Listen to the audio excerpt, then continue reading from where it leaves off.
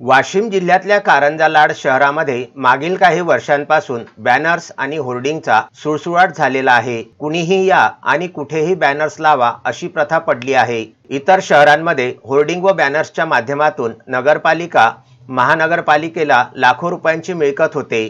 कारंजा शहरामध्ये मात्र होर्डिंग धारक होर्डिंगचा परवाना सुद्धा नगरपालिकेकडून घेत नसल्याची माहिती विश्वसनीय सूत्रांकडून मिळालेली आहे। नगरपालिका प्रशासनाच्या या हलगर्जीपणामुळे नगरपालिकेचे लाखो रुपयांचे नुकसान होत आहे। होर्डिंग्जवरती कुणाचाही अंकुश नसल्यामुळे हे होर्डिंग धारक आपल्या जाहिरातीचे होर्डिंग्स स्वेच्छेने जागा दिसेल तिथे लावताना दिसत आहेत। शहीदांना समर्पित असलेला विजय स्तंभ सुद्धा या होर्डिंग धारकांनी सोडलेला नाही। आता तर होर्डिंग धारकांना सुवर्ण संधीच प्राप्त झाली आहे। बायपास झाशी राणी चौक ते मंगरुळपीर हा मार्ग नव्याने बनलेला असून मार्गावरील दुभाजकावर असलेल्या विद्युत पथदिव्यांच्या खांब्यावरती होर्डिंग्ज लावलेले दिसत असून या होर्डिंग्जमुळे अपघात होण्याची सुद्धा दाट शक्यता आहे। यातील काही होर्डिंग्ज हवेने झुकले आहेत। या सर्व विषयांवर नगरपालिका कारंजा काय कार्यवाही करते याकडे नागरिकांचे लक्ष लागले आहे। अक्षय लोटे, विदर्भ न्यूज, कारंजा लाड।